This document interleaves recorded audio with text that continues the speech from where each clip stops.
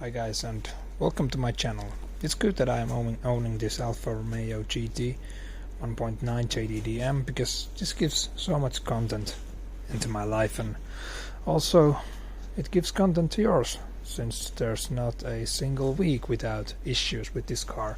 So I was starting the engine today and got the check engine light on to my dashboard and checked what the issue was, and boom, this fault code popped in.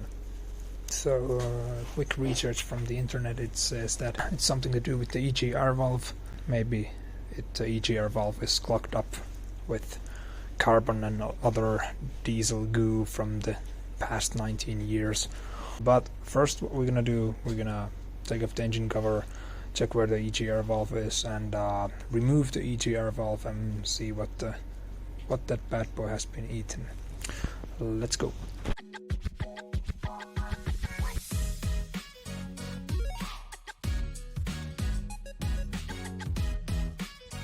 So now that the engine cover is off, you can see the location of the EGR valve.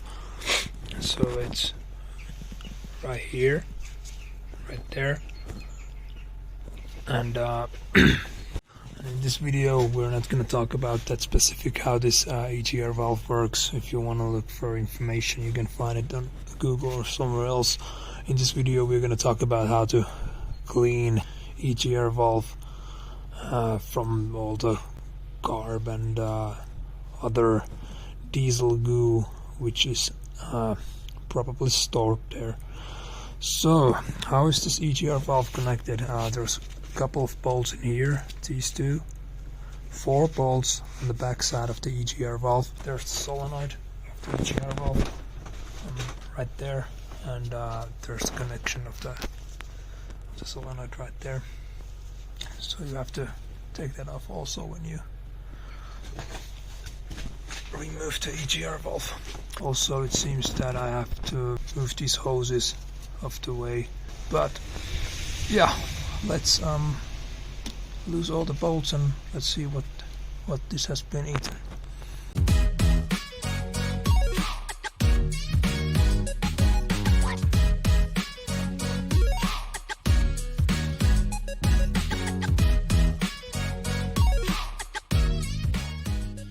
Quick reminder, when you loosen these bolts on the upside of the EGR, be sure that you don't drop this seal anywhere there, because I almost lost it when I loosened these bolts from the upside of the EGR. Now that the EGR valve is almost removed, a couple of things. So it was connected from the upside of the EGR valve with 2 bolts. There were 30mm bolts. From the right side of the EGR valve there was 4 bolts. There are 10mm bolts, and there was also one 7mm bolt which was for this arm which was holding this hose. So let's take the EGR valve off. There's only 1 bolt left anymore, so as we can see it's already starting to move up, and yeah, let's see what it has been eaten. And also there's the solenoid, and in the front of the solenoid there's a connector. I have to remove it also.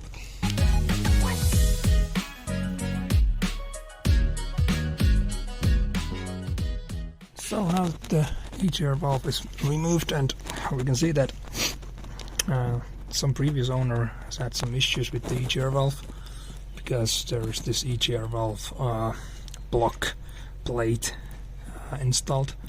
I mean, it doesn't do anything harm to even block the whole EGR valve. It doesn't harm your engine, and therefore I think I'm gonna leave this plate on its place after I've cleaned the whole valve. Well, it doesn't look that dirty inside, what I assumed. I thought that it would be like much more dirtier, but it still won't harm to clean it. And why it's not that dirty, it's because I assume that because there has been this EGR valve plate in front of it, so there's not that much fumes coming in. So let's look at the other side. You can see that there's quite much dirt and carbon and every other kind of diesel goo from the past, so I'm trying to clean that up also. But before that I have to unclip the EGR valve solenoid connector. So let's take that off, and it should remove from here. And there's also some kind of patent going on. I mean, somebody in the past has done something. Okay, so let's take that off and try to clean the EGR valve. And this solenoid connector is also quite dirty, so I will spray there some connection cleaning spray. Yeah, here is our EGR valve right here, and well, it doesn't look that dirty as I assumed, but the part where it's connected, it's totally blocked with a carb and other diesel goo, so I think that's the reason we're getting that fault code. So definitely need to clean this one up. Can we fix it for the builder? No, it's fucked. So anyways, we're starting the clean this EGR valve with the carpet cleaner, and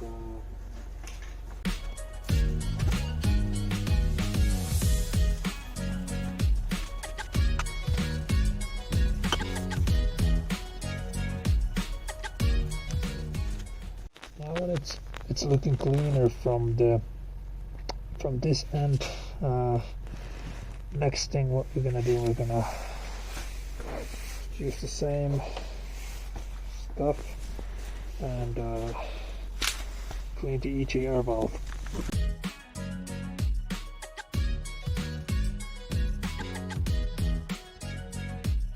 Look at all this dirt just coming out there.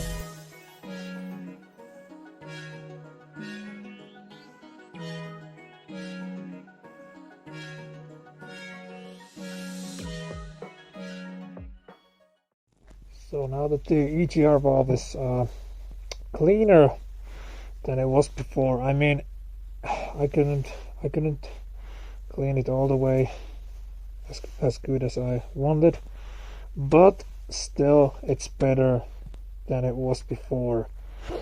And yeah, we're gonna have to let it dry for a while, since I sprayed that carb cleaner there like a madman. So yeah, let it dry for a while, and let's put it back on. And I can take my gas mask off. So now that the EGR valve is dried out from the carbu cleaner bath, I'm gonna put it back where it was, the same way as I took it off. And remember to put your seals back also. I'm not going to film this one because if you take something out of your car, you're gonna have to remember how to put it back. So yeah, I will film after I've put it back in its place. So now the EGR valve is back in its place, and remember when you tied this back there, remember to tie it here first, these 4 bolts, and afterwards these 2. Don't do it on the other way around, because you might crack your bolts that way. Experience is talking, I might say. But anyways, now the EGR valve is back in its place. It's time to put the engine cover on and clear the fault codes, and we're good to go. So I just cleared the locket faults, and so moment of truth, time to start the engine. And it's good to check also that the EGR valve is not leaking or anything, so that's why my hood is still open. So yeah, let's start the engine. Diesel power, baby. So as we can see, we don't have the check engine light anymore. So let's go check from the EGR that it's not leaking or anything, but so far so good. It seems like there's no leaks around. So next thing what I'm going to do, I'm going to drive to the nearest gas station and fill up my tank and put this diesel injector cleaner there. I think this also helps to the EGR and to the injectors and stuff, so you just apply this to your gas tank after you fill up your tank. So in today's episode we cleaned up the EGR valve and also the fault codes disappeared after that, so problem solved once again. Let's see what this car brings me in the future. Probably more some fault codes and stuff, so stay tuned. Bye.